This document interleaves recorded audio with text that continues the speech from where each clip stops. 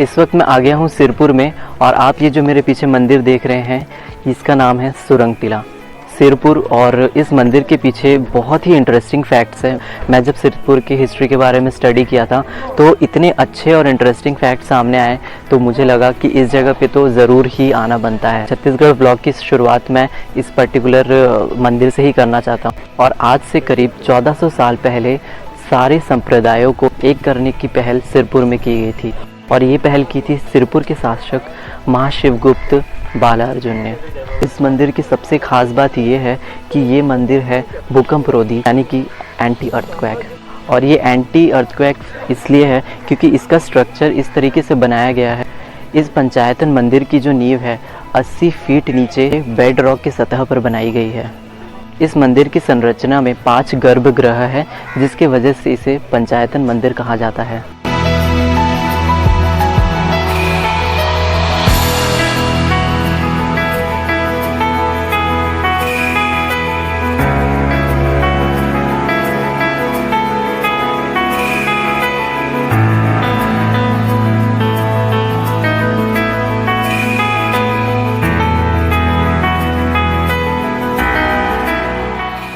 और जैसे कि मैंने आप लोगों को बताया कि ये मंदिर भूकंप रहित है, एंटी अर्थक्वेक है, तो उसी के चलते जब 12वीं शताब्दी में बहुत ही भयानक भूकंप आया था जिसकी वजह से कहा जाता है कि यहाँ के जो जितने भी दूसरे मंदिर है और राजमहल है वो उसकी नींव पूरी हिल गई थी, कुछ ढह गए थे, कुछ टूट फूट गए थे। लेकिन ये मंदिर पूरी तरह से जैसा है वैसे का वैसे ही रहा, बस यहाँ के कुछ थोड़ा बहुत नुकसान हुआ था। और जैसे कि आप यहाँ पे देख रहे हैं कि ये जो सीढ़ी है ये पूरी यहाँ पे पूरी बेंड है, तो ये जो बेंड है ये भूकंप की वजह से ही हुई थी।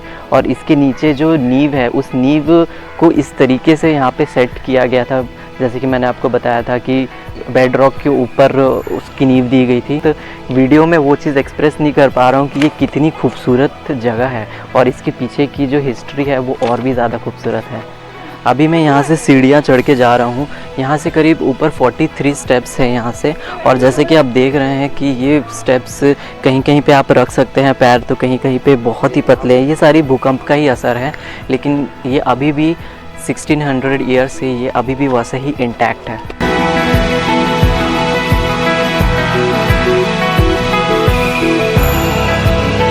जैसे ही आप लोग सीढ़ियाँ चढ़ के ऊपर आते हैं तो यहाँ पे आप देख सकते हैं यहाँ पे 32 स्तंभों का विशाल महामंडप आप लोगों को दिखाई देता है। और इस मंदिर की संरचना के पीछे सबसे ख़ास बात है इस मंदिर का तोरण द्वार।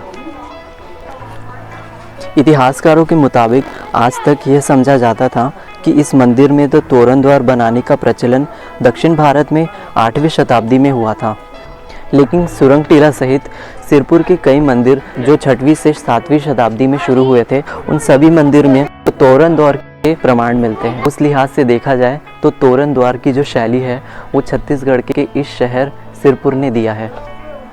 और जैसा कि मैंने आप सभी को शुरुआत में बताया था, सिरपुर के शासक बालार्जुन ने जो चारों संप्रदायों को एक करने की जो पहल की थी उसी पहल का परिणाम है ये पंचायतन मंदिर, जहाँ 4 अलग अलग रंग के शिवलिंग स्थापित है और ये चारों शिवलिंग अलग अलग गर्भगृह में स्थापित किए गए हैं। सफ़ेद रंग की शिवलिंग की स्थापना ब्राह्मण करते हैं क्योंकि वो सफ़ेद वस्त्र धारण करते हैं, और लाल रंग की शिवलिंग की स्थापना क्षत्रिय करते हैं क्योंकि वो देश की रक्षा करते हैं, खून से खेलते हैं। पीले रंग का शिवलिंग व्यापारी और काले रंग का भूमिहर मजदूर करते हैं। और हर शिव मंदिर के लालट बीम में गणेश जी बैठे रहते हैं, इसलिए 5वें गर्भगृह जो दक्षिण में है वहाँ गणेश जी की मूर्ति स्थापित है। इसलिए कहा जाता है ये धार्मिक दृष्टि से बड़ा ही भारी काम है जहाँ चारों संप्रदायों को एक करने की पहल की गई थी। और एक और ख़ास बात इस मंदिर की ये है कि सिरपुर में जितने भी सारे मंदिर हैं वो मंदिर का निर्माण ईंटों से किया गया है। उन ईंटों की भी एक कुछ अलग ख़ास बात है, मैं आप लोगों को दिखाऊंगा। लेकिन यहाँ पे यही एक मंदिर है जो पत्थरों से निर्माण किया गया है और इन पत्थरों को चिपकाने का जो पदार्थ इस्तेमाल किया गया है वो है इस चीज़ की खासियत, क्योंकि सिरपुर तो एक बहुत ही जंगल इलाका था, तो उस समय किसी भी तरह का चून या अलग कोई दूसरा चिपकाने का पदार्थ इस्तेमाल नहीं किया गया जाता था। अब पूरा जो सिरपुर था जंगल से घिरा हुआ था, तो यहाँ पे जो आयुर्वेदिक या नेचुरल चीज़ें जो बोलते हैं उन सब चीज़ों से ही खाने का जो ये पदार्थ है उसको इस्तेमाल किया जाता था। जैसे कि बबूल का गोंद और बेल का गूदा हो गया और अपना सड़ाया हुआ गुड़, ऐसे ही 14 से 15 कुछ पदार्थों का इस्तेमाल करके इनके चिपकाने का पदार्थ किया जाता था। और ये आज से लगभग 1600 साल पहले की बात मैं कर रहा हूँ। ये एक बहुत बड़ी बात है अपने आप में। ये थी कुछ फैक्ट्स इस मंदिर के बारे में जो मुझे लगता है कि जनरली लोग कवर करते नहीं हैं।